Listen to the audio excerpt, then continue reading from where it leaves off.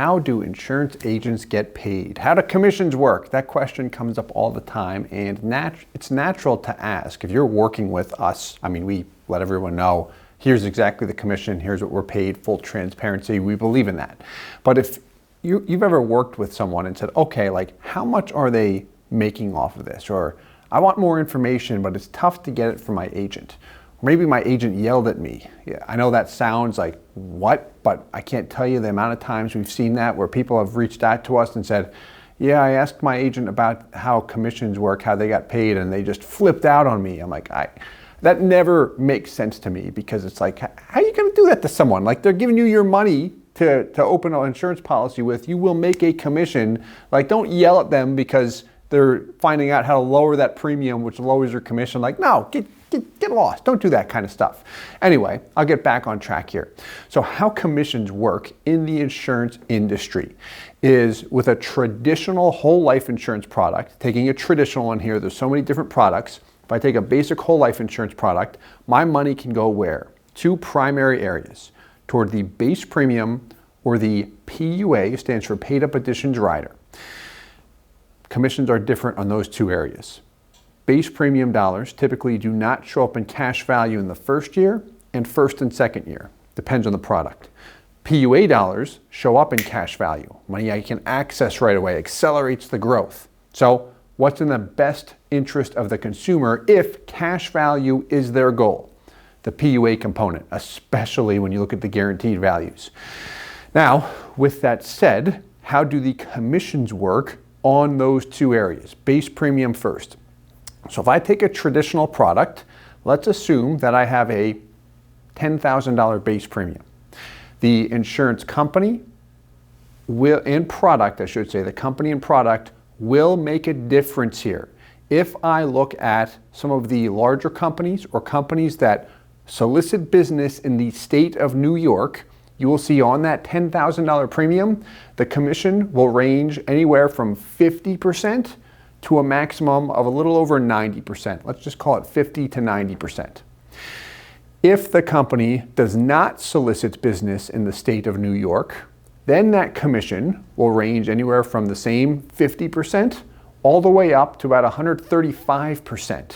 Huge difference there. That's because New York State does have regulations as far as how much in commissions can be paid out. And to be clear here with this New York State thing is, if a company solicits business in New York, they have to abide by those commission restrictions in any and all states. So if I live out in California or any state and I work with a large company like a MassMutual, Guardian, New York Life, or Northwestern Mutual, it's going to, the agent that receives a commission will be between that 50 and 90% range. Depends on the product and again, what they're paying. So $10,000 base premium. Let's use the high-end number of 90% commission in the first year. That'd be what? $9,000 based off of the base premium. There are renewal commissions years 2 through 10. Typically, the average renewal is 5%.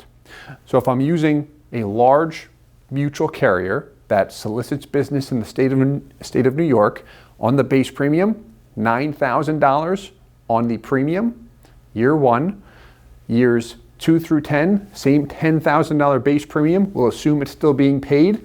$500 is typically paid out if it's a 5% renewal per year.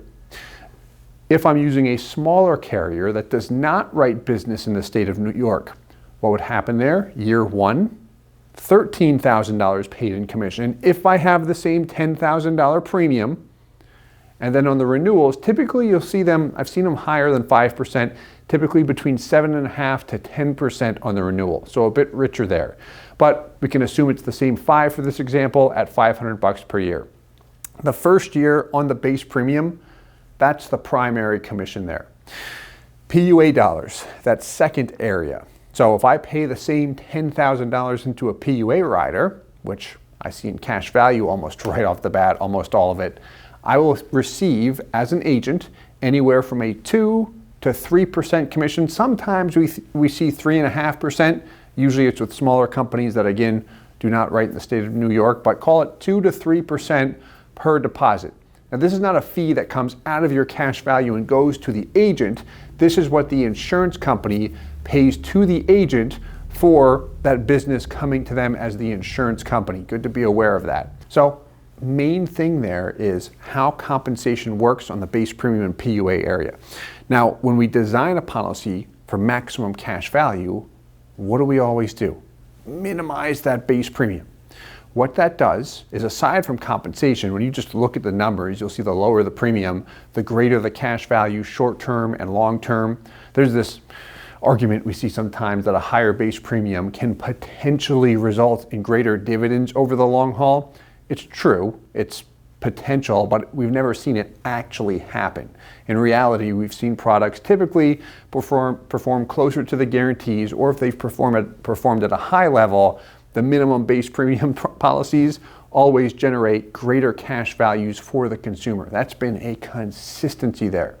So if a policy is designed properly, like the example we see up here on the screen, what do we see? Minimum premium, minimum commission there. So we've got the full disclosure on the commissions. That's actually a 93% commission there with that particular product and company. Minimum premium compared to a product with a higher base premium. Look at the benefit for you as a consumer. Less cash value all the way through, greater compensation is paid out.